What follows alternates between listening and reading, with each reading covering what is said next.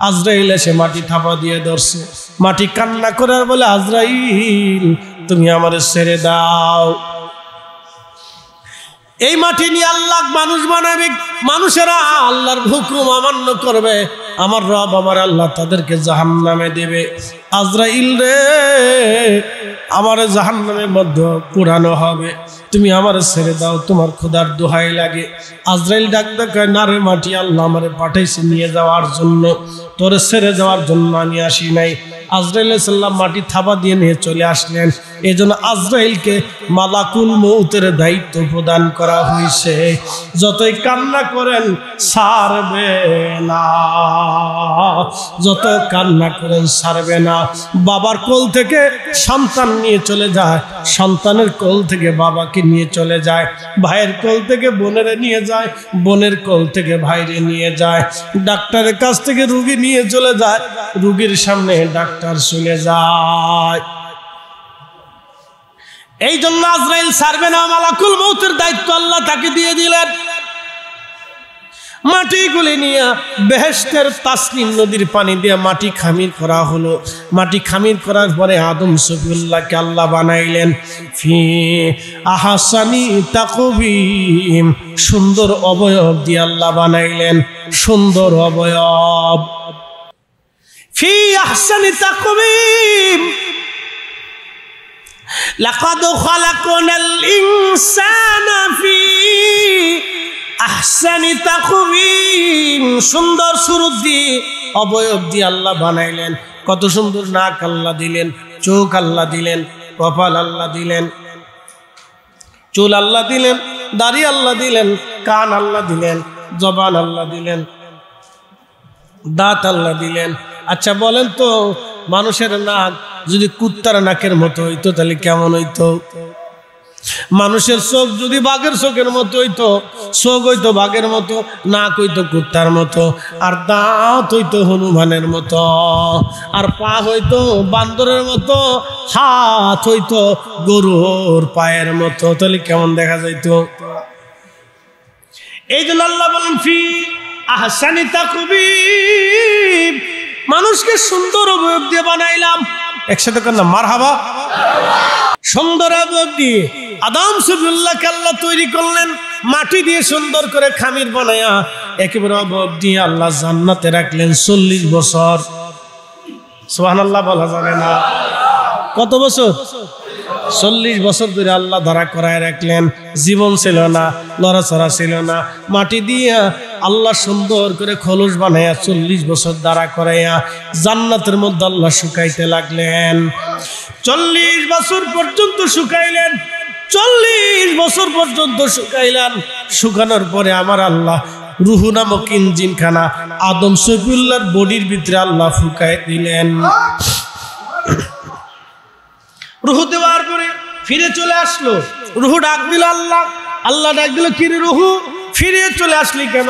রুহু বললেন, ইয়া রব, এমন একটা জায়গা পাঠাইলা খালি অন্ধকার, এখানে কোনো নূর নাই, নূর নাই। কি নাই? না না জোরে বলেন, কি নাই? না জোরে বলেন, কি নাই? নূর নাই। এমন একটা জায়গায় পাঠাইছেন, নূর নাই। আল্লামা মোল্লা আলী কারি মাক্কি আল মাউরিদের মধ্যে তিনি লেখেন, ঠিক তখনই নূরে মুহাম্মাদি, আহা জোরে কন্যা মারহাবা, নূরে মুহাম্মাদি আদম সফিউল্লাহর পেশানিতে পবিত্র সুলবে আল্লাহ স্থাপন করে দিলেন। যখন নূরে মুহাম্মাদি গেল তখন আদম সফিউল্লাহর দেহে নূর আসলো। এই জন্য আল্লাহ বলেন, কদ জাআকুম মিনাল্লাহি নূরুন ওয়া কিতাবুন মুবিন।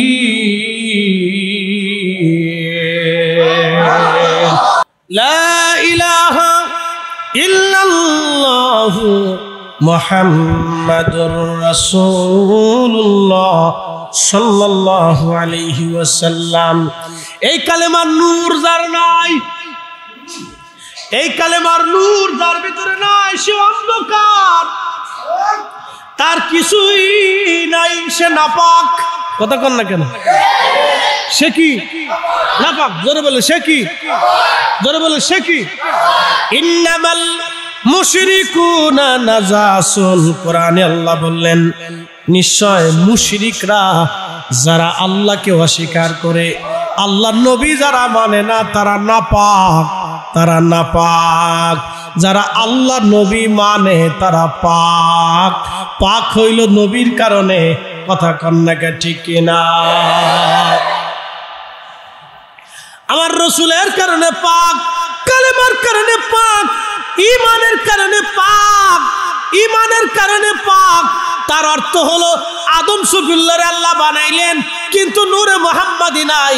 রূহ যায় বলল আল্লাহ কোথায় পাঠাইলেন? শুধু অন্ধকার আর অন্ধকার, এখানে তো কোনো আলো নাই। আল্লাহ বলেন রূহ দাঁড়াও, আলোর ব্যবস্থা করতেছি। পবিত্র নূরে মুহাম্মাদি সাল্লাল্লাহু আলাইহি সাল্লাম তখন আমার আল্লাহ আদম সফিউল্লাহর পেশানিতে পবিত্র সুলবে রেখে দিলেন। রূহকে বললেন রূহ যাও। রূহ ভিতরে গেলেন, আলো আলো আর আলো, আলো আর আলো, আলো আর আলো। আল্লাহ বলেন কদ জাআকুম মিনাল্লাহি নূর, আমি আল্লাহর পক্ষ থেকে নূর পাঠাইলাম। একবার জোরে বলা যাবে কি মারহাবা? সিবাতলিবাসী আদম সফিউল্লাহর পবিত্র সুলবে নূরে মুহাম্মাদি, আহা কি চমৎকার, কত সুন্দর। আদম সফিউল্লাহর দেহে নূর এসে গেল, চোখে আলো এসে গেল, কানে শব্দ আসলো, হাতে বল আসলো, পায়ে জোর আসলো, শরীরে শক্তি আসলো, রক্ত সঞ্চালন শুরু হয়ে গেল, কালবে জোর আসলো, ইমানের নূর আসলো, বিশ্বাসের নূর আসলো। আদম সফিউল্লাহ সিজদার মধ্যে পড়ে গেল। আদম সফিউল্লাহকে আল্লাহ দাঁড়া করাই দিলেন। সমস্ত ফেরেশতাদেরকে আল্লাহ বলেন ও ফেরেশতারা তোমরাও দাঁড়াও। উসজুদু লি আদম, তোমরা আদমের দিকে সিজদা দাও। এই আয়াতের তাফসীর করতে গিয়ে বিশ্ববিখ্যাত ইমাম মোল্লা আলী কারি মাক্কি হানাফি আল মাউরিদের মধ্যে লেখেন, ইমাম শামসুদ্দিন সাখাবি, ইমাম তাকিউদ্দিন সুবকি রাহিমাহুল্লাহ লেখেন উসজুদু লি আদম। আমার দিকে তাকান, খুব খুব এটা আপনার কি বলে এই হাকিকতের ওয়াজ। উসজুদু লি আদম, তোমরা আদমের দিকে সিজদা দাও। আদম আলাইহিস সালাম তখন এখানে, আদম আলাইহিস সালামের ভিতরে নূরে মুহাম্মাদি। কি কথা কন্যাকে ঠিক কিনা? যদি আদম একা থাকতো ওই সময় আল্লাহ আদমের দিকে সিজদা দিতে বলে নাই। যখন রূহ যায় নাই, যখন নূরে মুহাম্মাদি যায় নাই, তখন কিন্তু ফেরেশতা দিয়ে আল্লাহ সিজদা দেওয়াই নাই। আল্লাহ বলেন উসজুদু লি আদম, আদমের দিকে সিজদা দাও। ইমাম তাকিউদ্দিন সুবকি, ইমাম শামসুদ্দিন সাখাবি, আল্লামা মোল্লা আলী কারি মাক্কি আল মাউরিদের মধ্যে লেখেন এই সিজদার মাসজুদ হলো আল্লাহ। সিজদা দেওয়ার, সিজদা পাওয়ার মালিক ছিল আল্লাহ, আর আদম ছিল কেবেলা, আর তাজিম ছিল নূরে মুহাম্মাদে। আল্লাহু আকবার। সমস্ত ফেরেশতারা সিজদার মধ্যে পড়ে গেল, সমস্ত ফেরেশতারা সিজদায় পড়ে গেল ইল্লা ইবলিস। ইবলিস সিজদা দিল না। সিজদা না দেওয়ার কারণে আমার রব বললেন কি রে ইবলিস, সব ফেরেশতা সিজদায় গেল, তুমি কেন সিজদা দিলা না? ফাস্তাকবার, সে অহংকার করলো। কি করলো? অহংকার করলো। আল্লাহর সাথে তর্ক শুরু করলো, হে রব, এরে বানাইছো মাটি দিয়ে, আমারে বানাইছো আগুন দিয়ে, আমি কি করে তাকে সিজদা দিব? আমি তাকে সিজদা দিতে পারি না। আমার আল্লাহ বললেন দূর হ, তোর ভিতরে অহংকার এসে গেছে। আমি আল্লাহ পাক, আমার জায়গা পাক, আমার জান্নাত পাক, আমার স্থান পাক। তোর মতো অহংকারী নাপাক দুনিয়াতে থাক, আমার এখানে জায়গা পাবে না। ওয়া কানা মিনাল কাফিরিন, আমার আল্লাহ তাকে একেবারে চিরস্থায়ীভাবে কাফের বানায় ঘোষণা দিয়ে দিলেন, তুই অবিশ্বাসী, দূর হয়ে যা এখান থেকে, আমার এখানে তোর জায়গা হবে না। এই জন্য অহংকার করা যাবে না, যে অহংকার করবে সে ধ্বংস হবে। কি কথা কন না কেন? যে অহংকার করবে সে কি হবে? ধ্বংস হবে। অহংকার যে করবে সে ধ্বংস হবে। অহংকার করা যাবে না। ইবলিস অহংকার করে বসলো, অহংকার করে বসলো। আমার আল্লাহ বললেন, যা, দূর হয়ে যা, আমি রবের দরবারে তোর কোনো জায়গা হবে না। আল্লাহ ইবলিসকে তাড়িয়ে দিল। ইবলিসকে তাড়িয়ে দেওয়ার সময় ইবলিস আল্লাহকে বলল, হে রব, আপনি তো আমাকে তাড়িয়ে দিলেন, কাফের বলে ঘোষণা দিয়ে দিলেন, এই আদমের কারণে আমি আজকে তোমার দরজা থেকে বিতাড়িত হচ্ছি। আল্লাহ, আল্লাহ গো আল্লাহ, আমি 9টা লক্ষ বছর তোমার সেজদা দিয়েছি। আল্লাহ, এই 9 লক্ষ বছরের সেজদার বিনিময়ে কি আমি কিছু পাই না? বলে, ইবলিস কি চাস? বলে, রব্বুল আলামিন 3টা জিনিস আমাকে দেবা। বলে, 1 নম্বর, কিয়ামত পর্যন্ত তুমি আমার হায়াত দিবা। আল্লাহ বলেন, তা দিলাম। আর কি চাস?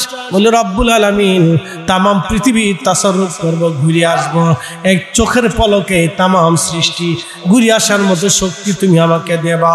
আল্লাহ বলেন, তাও দিলাম। আর কি চাস? বলে, রব্বুল আলামিন বান্দার রক্তের শিরার ভিতর দিয়ে আমাকে ঢুকিয়া বান্দার কাল পর্যন্ত আসার শক্তি আমাকে দেবা। বলে, তাও দিলাম। কি করবি? বলে, রব্বুল আলামিন তোমার বান্দার রক্তের শিরার ভিতর দিয়ে ঢুকায় আমি কালবের এখানে বৈশা তাকে ধোঁকা দিতে থাকবো। আমি তাকে নামাজ থেকে সরাবো, রোজা থেকে সরাবো, ইমান থেকে সরাবো, আমি তাকে ধোঁকা দিয়ে দিয়ে গুনাহ করাবো। আল্লাহ, তোর ইজ্জত জালালের কসম করে বলতেছি, রব, আমি ইবলিস তোর একটা বান্দাকেও জাহান্নাম থেকে বাঁচতে দেব না। আমি তোর প্রত্যেকটা বান্দাকে গুনাহ করাবো, গুনাহ করাইয়া জাহান্নামে পাঠাবো। আল্লাহ ডাক দিয়ে বলেন, এই ইবলিস, তুই আমার ইজ্জত জালালের কসম করে আমি রব বলতেছি, আমার বান্দারে তুই গুনাহ করাবি, আর আমার বান্দা গুনাহ করার পরে যখন তওবা করে আমার কাছে মাপ চাবে, মাপ চাইতে দেরি হবে, আমি আল্লাহ মাফ করতে দেরি করব না।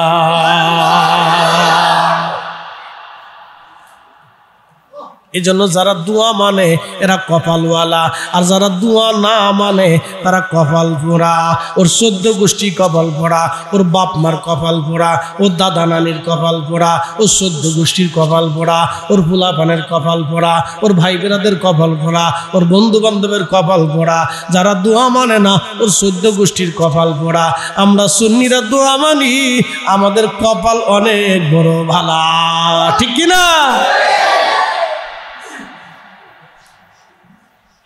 শুনিয়ে যান সিবাতুলিবাসী মনোযোগের সাথে।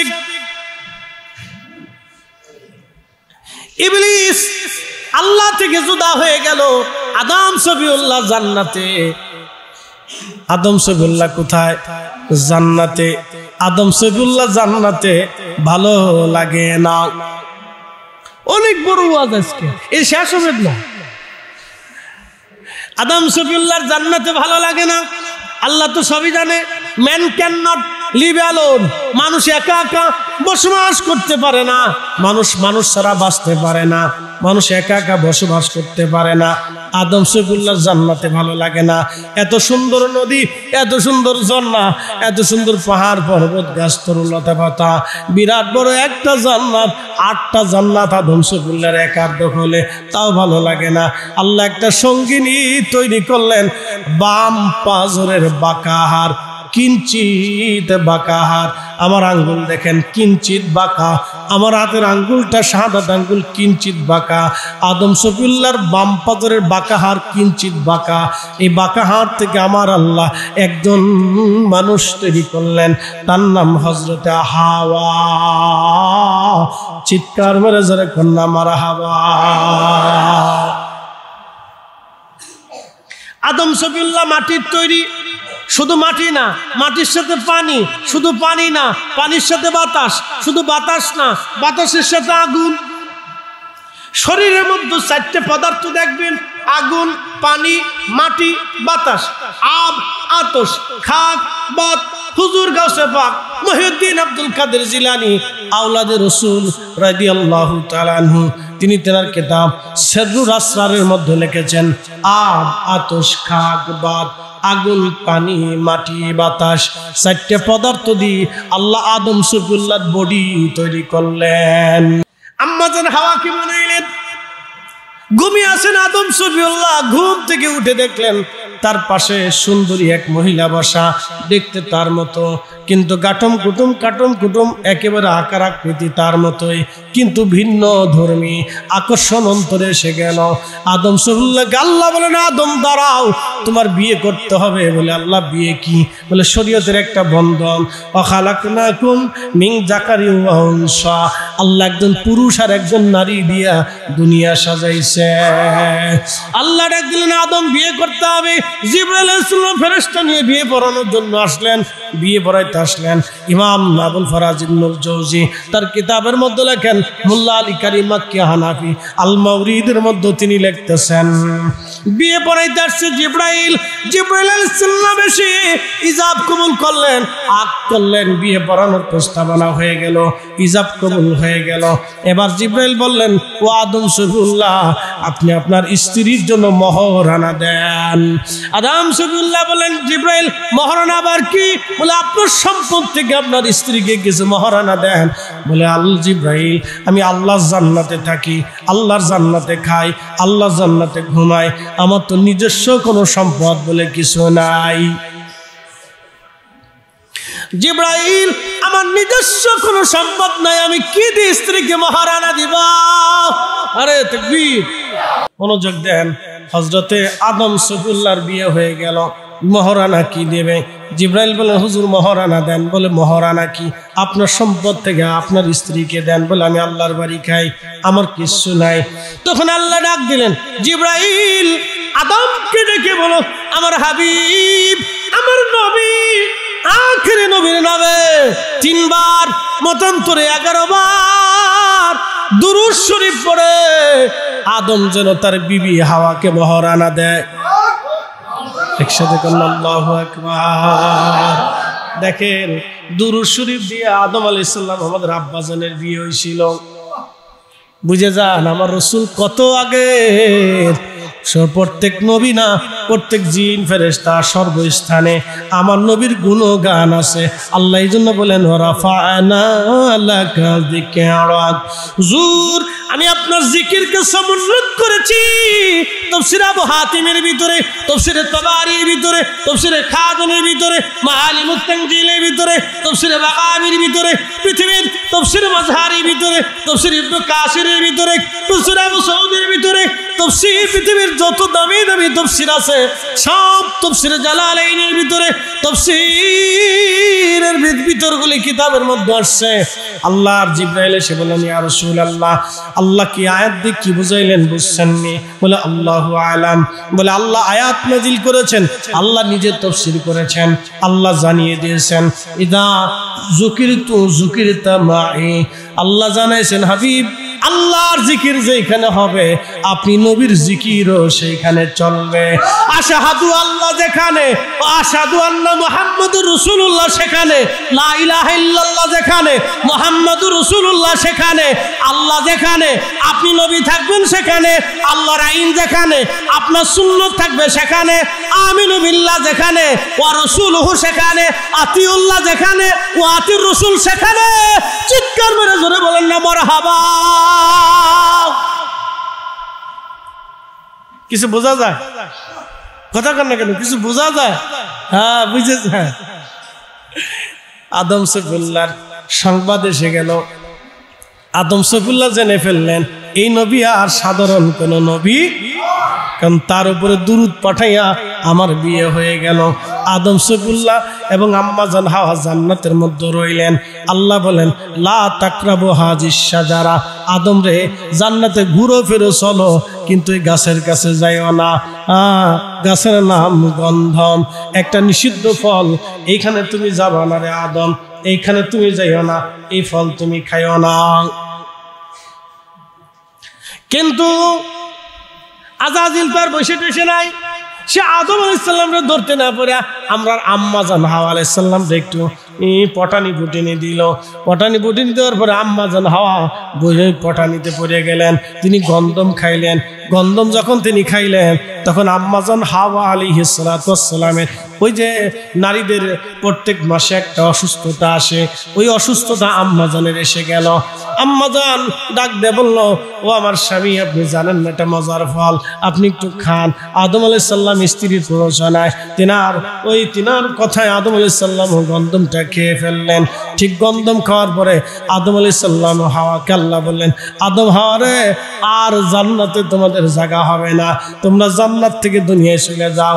আদম আলাইহিস সালাম রে শ্রীলঙ্কায় পাঠানো হলো, আম্মা জানকে জেদ্দায় পাঠানো হলো। দুইজন 350 বছর ধরে কাঁদতে লাগলো। কাঁদতে কাঁদতে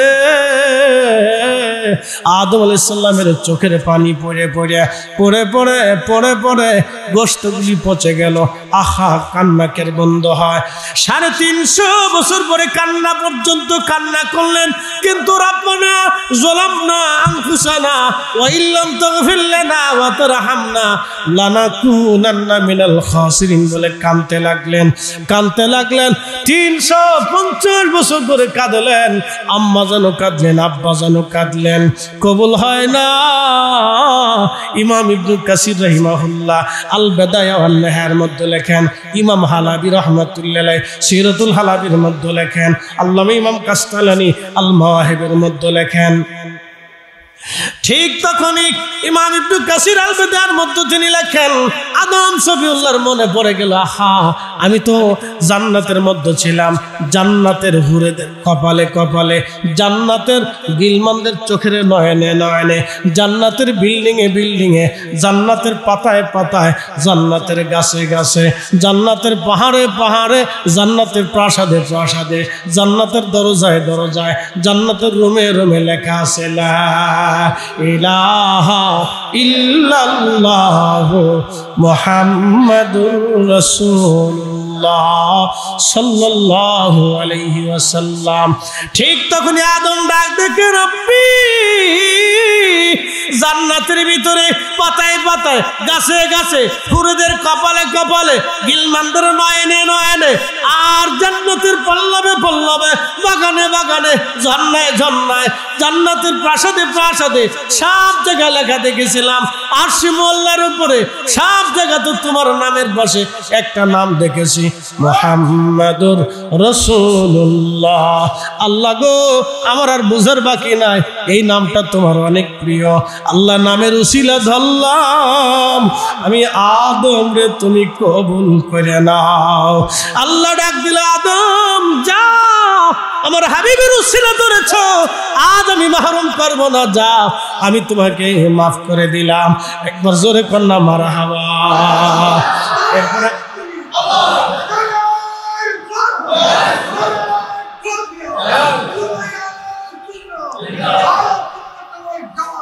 খুব মনোযোগ দেন আদম সফিউল্লাহ। এবার রাস্তা পেয়ে গেলেন, আদম সফিউল্লাহ হাঁটতে শুরু করলেন, আম্মা জান হাওয়া হাঁটতে শুরু করলেন। আস্তে আস্তে মসজিদে নেমারা, যেই মসজিদে শুধু বছরে একবার খুতবা হয়, আরাফাতের দিন 2 রাকাত নামাজ হয়, খুতবা হয়। ওই মসজিদে যোহর আর আসরের নামাজ একসাথে হয়। যোহর আর আসর এক একামতে 2 রাকাত করে নামাজ ওই মসজিদে হয়, মসজিদে নেমারা। এখানে হযরত আদম আলাইহিস সালাম আর আম্মা জান হাওয়া জাবালে রহমতের কাছাকাছি। এখানে দূর থেকে দেখা যায় একজন পুরুষ আসতেছে। আম্মা জান হাওয়া দাঁড়িয়ে গেলেন, কে? আম্মা জান আদম আলাইহিস সালাম দেখলেন এই পাহাড়ের পাশে একজন নারী দেখা যায়। কাছে আসতে লাগলেন। জাবালে রহমত, যেখানে পাহাড় আছে, যে জাবালে রহমত আরাফাতের মাঠে, এইখানে আব্বা জান এবং আম্মা জান একত্রিত হইয়া দুইজনকে দেখে কেঁদে ফেললেন। এখানে একটা মস্ত বড় পাথর আছে, এই পাথরে বসলেন। দুইজনে এইখানে মুলাকাত করলেন, কান্নাকাটি করলেন, শুকর আদায় করলেন। এখান থেকে আম্মা জান আর আব্বা জান দুইজন রওনা করলেন। দুইজন রওনা কইরা আরাফাত থেকে হেঁটে মুজদালিফায় গেলেন। রাত হয়ে গেল। হযরত আব্বাজান আদম সফিউল্লাহ বলেন, বিবি রে, আজকে রাত তো হয়ে গেছে, আসো দুইজন আমরা এখানে বিশ্রাম করি। এজন্য হাজিরা আরাফাতে একত্রিত হয়। আরাফাত থেকে মাগরিবের নামাজ না পড়িয়া আসর আর যোহর এক একামতে 2 রাকাত নামাজ শেষ করে হাজিরা মাগরিবের নামাজ না পড়িয়া এরপরে আরাফাত থেকে জামারাতের দিকে রওনা হয়ে যায়। জামারাতে যাইয়া হাজিরা বিশ্রাম করে এশা এবং মাগরিবে একসাথে নামাজ পড়ে ওখান থেকে ফজরের নামাজের সময় ফজর পড়ে হাজিরা হাঁটতে হাঁটতে শয়তানরে পাথর মারার জন্য ওই জমারাতের দিকে চলে যায়। মুজদালিফা থেকে জমারাতের দিকে হাঁটতে হাঁটতে চলে যায়। যাইয়া সকালবেলা প্রথমে শয়তানরে প্রথমেরা হাজিরা অনেকে কাবায় চলে আসে তাওয়াফ করে। একবার জোরে বলা যাবে কি মারহাবা।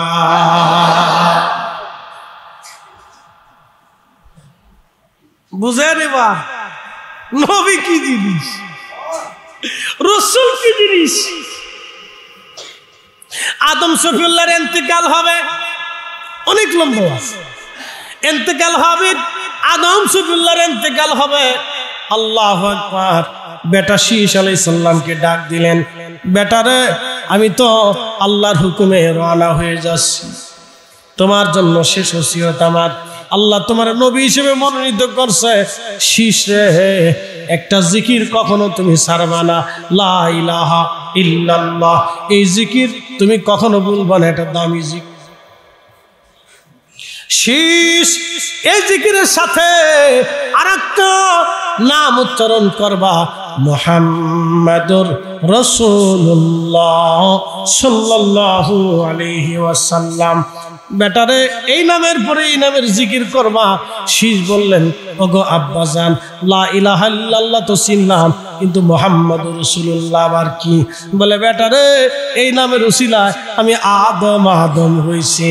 এই নামটা আমি জান্নাতের পল্লবে পল্লবে পাতায় পাতায় হুরুদের কপালে গিলমানের নয়নে নয়নে আরশে মুআল্লার উপরে নাম লেখা দেখেছি। আল্লাহ নামের পরে বেটারে এই নামের উসিলা দিয়ে আল্লাহ আমারে মাফ করাইছে, আমি পথ খুঁজে পাইছি।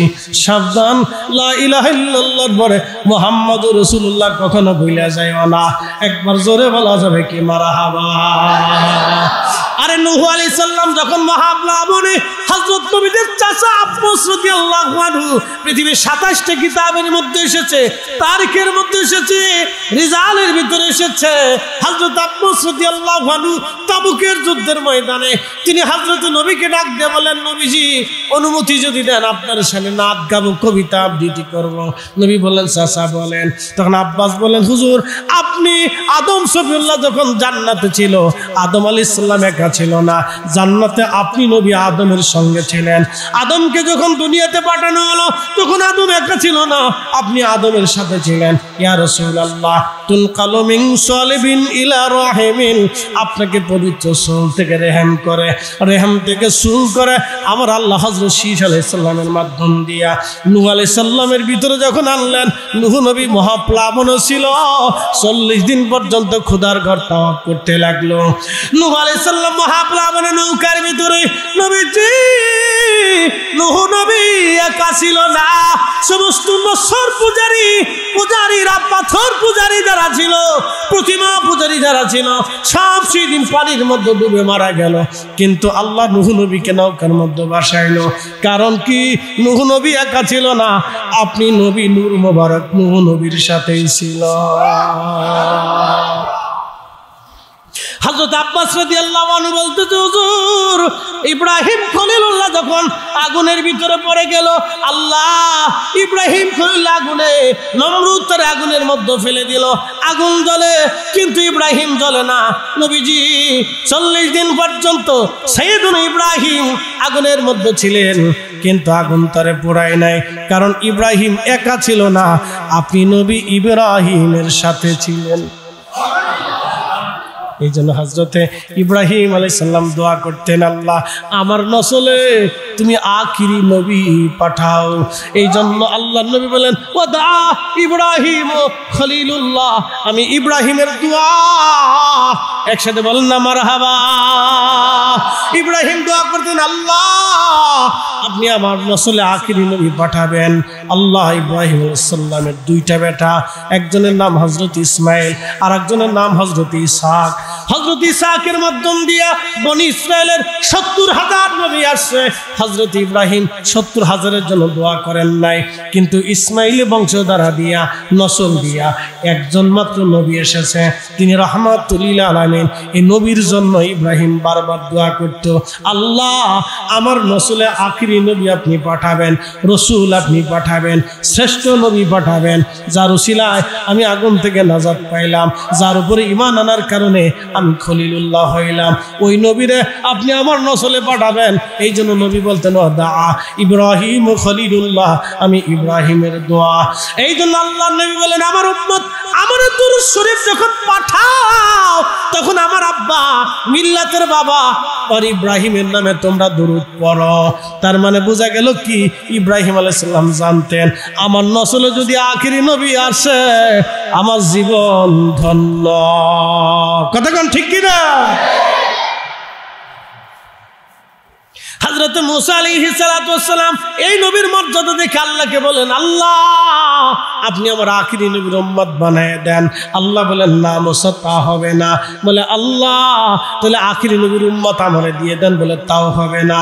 বলে রব্বুল আলামিন আপনি এত বড় মর্যাদা দিয়েছেন, আখিরি নবীর উম্মত বানান। আল্লাহ মুসাকে বললেন তা হবে না, তুমি জলিল কদর নবী, আমি তোমাকে এইগুলি দেব না।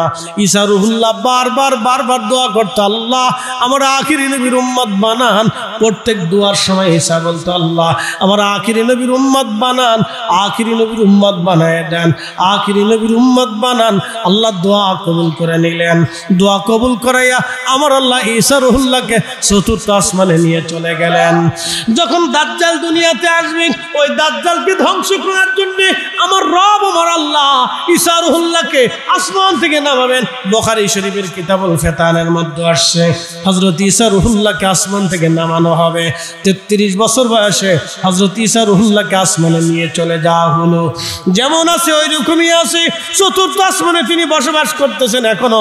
আহা ঈসা রুহুল্লাহকে আসমান থেকে নামানো হবে। দুইজন ফেরেশতার কাঁধে ভর দিয়ে ঈসা রুহুল্লাহ আসমান থেকে দুনিয়াতে নামবেন। ফিলিস্তিন ওই যে কি বলে সিরিয়ার দামেস্কে একটা সাদা মসজিদ থাকবে, ওই মসজিদের গম্বুজের উপরে তাকে নামানো হবে। মুসলমানরা সিঁড়ি দিবে, ঈসা রুহুল্লাহ সিঁড়ি বেয়ে নিচে নামবেন। হযরতে ইমাম মাহদী আলাইহিস সালাতু ওয়াস সালাম তিনি হেরেমে দাঁড়িয়ে থাকবেন। ওনার কালবের মধ্যে আল্লাহ মেসেজ পাঠাবে, ঈসা রুহুল্লাহ দুনিয়াতে আল্লাহ আমি পাঠাইছি। হযরতে ইব্রাহিম হযরতে ইমাম মাহদী কাবা শরীফের সামনে মুসল্লা বিছানো আছেন, কাবার সামনে দাঁড়িয়ে যাবেন, তিনি ইমামতি করবেন। আজান হয়ে গেছে, ইমাম মাহদী নামাজ পড়ান না, অপেক্ষা করতেছেন। বলে ঈসা রুহুল্লাহ আসতেছে আমাদের মাঝে।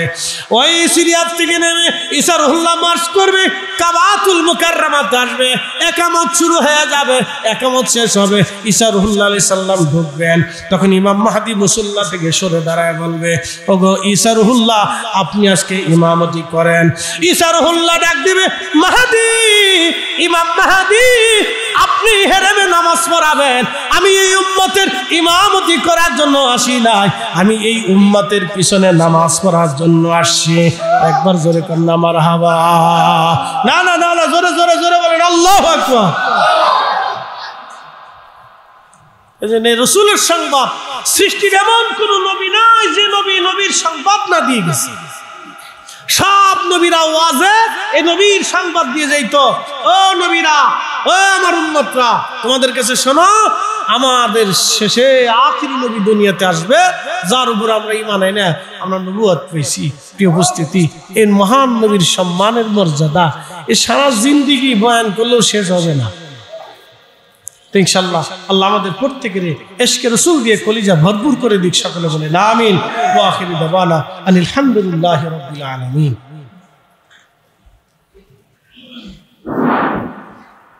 প্রিয় ভাই আমার, রহমতের নবী দুনিয়াতে আসবে, আল্লাহ মানব যদি দুনিয়াতে পাঠাবে, এরপরে আমার রব আমার আল্লাহ আদম সবিউল্লাহকে আমার আল্লাহ বানাইলেন। সারা দুনিয়ার মাটি, পৃথিবীর বিভিন্ন জায়গা থেকে বাছাই করা মাটিগুলি নিলেন, হযরতে জিবরাইলকে পাঠাইলেন। মাটি ডাক দিল, জিবরাইল খোদার দোহাই লাগে আমারে নিও না, আল্লাহ আমারে দিয়ে মানুষ বানাবে, এই মানুষ গুনার কাজ করবে, আবার এই মানুষকে আল্লাহ জাহান্নামে পোড়াবে। ফেরেশতা জিব্রাইল আমারে নিও না, আমারে ছেড়ে দাও। জিব্রাইল চলে গেল। রব বললেন জিব্রাইল মাটি কোথায়? বলে আল্লাহ মাটি তোমার দোহাই দিয়েছে, এই জন্য মাটি আমি আনি নাই। এরপরে পাঠাইলো মিকাইল, একই কথা বলল, চলে গেল। বলে মিকাইল মাটি কোথায়? বলে তোমার দোহাই দিয়েছে, আমার মায়া লাগছে, মাটি আনি নাই। এরপরে পাঠালো ইসরাফিল, ইসরাফিল মাটি কোথায়? বলে আল্লাহ তোমার দোহাই দিয়েছে। এরপরে পাঠাইলো আজরাইল। কি পাঠাইছি? জোরে বলেন আমার নবী কি? জোরে বলেন নবী কি? নবী কি? নবী কি? ওই নূর যদি না থাকে তাহলে মুসলমানের জিন্দেগিতে কোনো নূর নাই। কথা কোন ঠিক কি না? ওই নূরের প্রতি যদি ঈমান না থাকে মুসলমানের জিন্দেগি সে নাফাক। কথা কোন ঠিক কি না? ওই নূরের প্রতি যদি মহব্বত না থাকে মুসলমানের কোনো ঈমানের নূর নাই। কথা কোন ঠিক কি না? মনে রাখবেন একটু, উনি সর্বদিকে নূর, ইমানে নূর, আমলে নূর, বিশ্বাসে নূর, বাস্তবে নূর। কথা বুঝাইতে পারছি নি আপনাকে? ওরা খালি কবে নবী ইমানের নূর, শুধু ইমানের নূর না, উনি ইমানের নূর, দেহের নূর, ইমানের নূর, দেহের নূর, চোখের নূর, আকীদার নূর, ভালোবাসার নূর, আল্লাহ পাওয়ার নূর, জান্নাত পাওয়ার নূর, মুক্তি পাওয়ার নূর। এই নূর যদি না থাকে মানুষের জীবনে কিছুই নাই। বুঝাইতে পারছি নি আপনাদেরকে? নাম কি? নূরে মুহাম্মাদি। জোরে বলেন নূরে মুহাম্মাদি সাল্লাল্লাহু আলাইহি ওয়াসাল্লাম। আল্লাহর নবী, নূরের নবী ও আপনি নবী আমার জীবনের জীবন। আল্লাহর নবী, নূরের নবী ও আপনি নবী আমার জীবনের জীবন। আপনি আমার জীবন সাথী, অন্ধকার কবরের বাতি, আপনি সারা বাসে না জীবন। আল্লাহর নবী, নূরের নবী ও আপনি নবী আমার জীবনের জীবন। নারে তাকবীর, নারে রিসালাত। এই জন্য নবী আছে, সব আছে, নবী নাই কিচ্ছু নাই, নবীর ইজ্জত নাই। ওই মুসলমানের ঈমান নাই যে রসুলের তাজিম দিতে জানে না, ইজ্জত দিতে জানে না, রসুলের ইশক যার নাই, নবীর ইজ্জতের প্রতি যার মহব্বত নাই এবং নবীর ইজ্জতের প্রতি যার ঈমান নাই, আমি মনে করি তার জিন্দেগির কিচ্ছু নাই। কথা বলেন ঠিক কিনা? ও কি আজাজিল। সমস্ত ফেরেশতারা সিজদার মধ্যে পড়ে গেল। বন্ধু সিফাতুল ইবাসী মনোযোগ দিয়ে শুনবেন, মাইকের আওয়াজ বহু দূরে যা। যারা বাড়িতে বসে শুনতেছেন মা বোনেরা মনোযোগের সাথে কথাগুলি শুনে যাবেন। আজ আহা রাহমাতুল লিল আলামিন নবীর ব্যাপারে আমার আল্লাহ মেসাকের জগতে আল্লাহ ওয়াদা নিলেন, সব নবীদের কাছ থেকে ওয়াদা নিলেন। সমস্ত নবীরা ওয়াদা বলল লা তুমিনুন্না বিহি ওয়ালা তুনসারুন্না। আল্লাহ বললেন ঈমান তো আনবাই, শুধু ঈমান আনলেই চলবে না, যদি তোমাদের জমানাতে আমি আমার এই নবীকে পাঠাইয়া দেই তাহলে তোমরা একটা শর্ত শুনে নাও। আমার এই নবী তোমাদের জমানার ভিতরে যদি চলে যায়, আমি আল্লাহ যদি পাঠাই দেই তাহলে তোমাদের নবুয়ত খাতেম হয়ে যাবে, আমার এই নবীর নবুয়ত চালু হয়ে যাবে। তখন তোমরা নবীগিরি বাদ দিয়া আমার এই নবীর কাছে বায়াত নেবা, আমার নবীর সাহাবী হয়ে যাবা, আমার নবীরে তোমরা সাহায্য করবা। একবার জোরে বলা যাবে কি মারহাবা? কথা বোঝা যায়? শর্ত কিন্তু খুব মারাত্মক। এই আজকের সভাপতি যদি যখন আসবে, কি কথা কর নাকি? ঠিক আছে না? সভাপতি আসলে আমার কি শেষ? বেলু শেষ। বলে কারণ কি? সভাপতি দোয়া করবেন, তিনি আজকের প্রধান, তিনি দোয়াগীর, তিনি দোয়া করবেন। তিনি দোয়া করার কারণে আমার বক্তব্য কি হয়ে যাবে? খাতিম হয়ে যাবে। আমি তার সাথে দোয়ার শরীক হয়ে যাব। প্রিন্সিপাল সাহেব হুজুর আসলেই আমি দোয়া করে দিব। তো ঠিক নবী হচ্ছেন সমস্ত নবীদের সভাপতি। আল্লাহ বললেন এ দাউদ, এ ঈসা, এ মূসা, হে হারুন, এ আমার নবী আলাইহিস সালাম, তোমরা শোনো, তোমাদের জমানাতেই যদি আমি এই নবী পাঠাই দিই তাহলে তোমরা তোমাদের নবুয়ত খাতিম করে দিবা, বাতিল করে দিয়া আমার এই নবীর কাছে বায়াত নিবা, বায়াত নিয়া আমার নবীর সাহাবী হয়ে যাবা, সাহাবী হইয়া সার্বত্রিক সহযোগিতা আমার এই নবীকে করবা। যদি ওয়াদা করো তো নবুয়ত পাবা, যদি না করো তো চলে যাও। একসাথে বলো।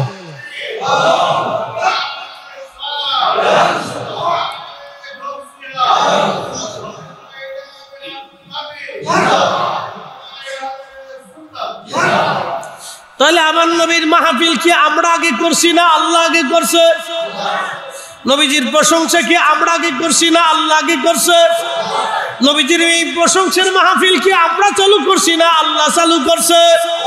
তাহলে আমরা যদি বেদাতি হই তাহলে আল্লাহ হলো প্রধান। কি কইতাম, পাগল দেশে একটু কম নাই। তো এদের কি কেমনে বুঝাইতাম? আল্লাহ তাদের হেদায়েত দিকে আমরা দোয়া করি, কথা বলেন ঠিক কিনা? যারা বুঝে না আল্লাহ তাদের বুঝ দি। আল্লাহু আকবার। দেখেন আল্লাহর কত শান, আল্লাহ কত মহান। সে মহান রব তার মহান রাসূলের জন্য আল্লাহ রোজে আজলে একটা মেসাকের জগতই আলাদা করে দিয়েছে। প্রিয় উপস্থিতি, জিনদের ভিতরে নবী থাকাটা স্বাভাবিক হতেও পারে, কিন্তু মনে রাখবেন মানব জাতি সৃষ্টি করার আগে কোটি কোটি বছর আগে জিন জাতি সৃষ্টি করেছে। জিনদের ভিতরে নবী যদিও থাকে তাহলে আমাদের নবী আগে না জিনের নবী আগে? না না হয় না, আরো জোরে বলেন।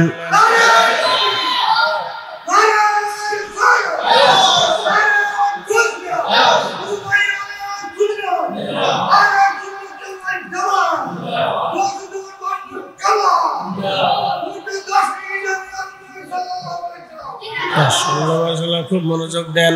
না না আরো জোরে জোরে জোরে। সুন্দর অবয়ব দিয়ে আল্লাহ মানুষ বানাইলেন, কত সুন্দর করে আল্লাহ বানাইলেন। আল্লাহু আকবার। মানুষ এত সুন্দর করে আল্লাহ বানাইলেন। এই সুন্দর ফুল, সুন্দর ফল, মিঠা নদীর পানি, খোদা তোমার মেহের বাণী, খোদা তোমার মেহের।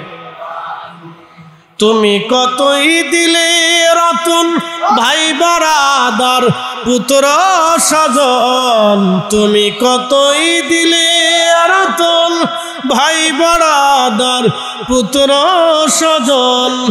অন্ন যোগাও মানি চাই না মানি, খোদা তোমার মেহেরবানি। সুন্দর ফুল, সুন্দর ফল, মিঠা নদীর পানি, খোদা তোমার মেহেরবানি। আল্লাহর নবী নূরের নবী গো, আপনি নবী আমার জীবনের জীবন, ঠিক কিনা? এ ছোট ছোট মুসল্লিরা ঘুম আসলে ঘুমাই পড়ো, অসুবিধা, শুয়ে পড়ো শুয়ে পড়ো, দুষ্টিমি করো না। ছোট ছোট মুসল্লি ঘুম যদি আসে তো শুয়ে পড়ো, শটাং হয়ে যাও, শটাং শটাং একবার শটাং মেরে শীতে শুয়ে পড়ো, ঘুমাই দাও, অসুবিধা নেই। তো মাঠ সারা যাবে না, কিন্তু ঘুমায় শহীদ হয়ে যাবে তো মাঠ সারা যাইতে না। ওয়াজ আজকে দারুণ ওয়াজ, মুসল্লি যাই হোক না কেন ওয়াজ খুব সুন্দর বুঝাইতেছি। নূরে মুহাম্মদী কি জিনিস আল্লাহর কসম করে বলি, যার অন্তরে নূরে মুহাম্মদী নাই, নূরে মুহাম্মদীর তাওয়াজ্জু নাই, ঈমানের আলো নাই, লা ইলাহা ইল্লাল্লাহ মুহাম্মাদুর রাসূলুল্লাহ যার কলিজার ভিতরে নাই, তার জিন্দেগি অন্ধকার অন্ধকার অন্ধকার। কথা কন না, ঠিক কি না?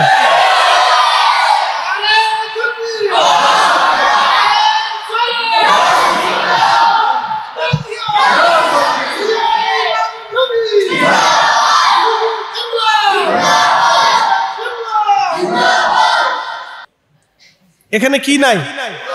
আমার দিকে আমার দিকে আদম সফিউল্লাহর বডির ভিতরে তখন আল্লাহ মাটি দিয়ে খামির করে একটা স্ট্রাকচার তৈরি করছে, একটা স্ট্রাকচার তৈরি করছে। আমাদের দেশে যে মাটি দিয়ে পুতুল বানায় না, বানায় কি না? তো এইরকম আল্লাহ মাটি দিয়ে সুন্দর করে আদম সফিউল্লাহর স্ট্রাকচার তৈরি করে দাঁড়া করাই রাখছে। তো রুহু মুবারক দেওয়ার পরে রুহু ফিরে এসে আল্লাহ কোথায় পাঠাইছে? তো অন্ধকার, কিচ্ছু নেই তুমি। কারণ তখনও আদম সফিউল্লাহর ভিতরে কিছু নেই। বলে কেন নাই? নূরে মুহাম্মাদি নেই। কথা কন না, ঠিক কিনা? তো নূরে মুহাম্মাদি যার অন্তরে নাই, ইমানের নূর যার নাই, সে তো অন্ধকার, তার তো কিচ্ছু নাই, সে নাপাক। আমি বলি নাই, আল্লাহ বলে দিয়েছে। কথা ঠিক কিনা? বুঝতে হবে এর হাকিকত, মারিফত।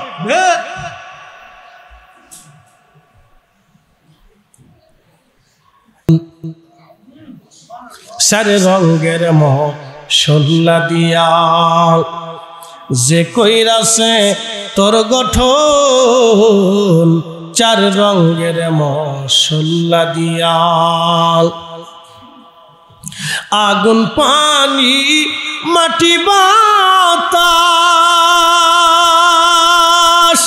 একই যোগে করিয়া প্রকাশ।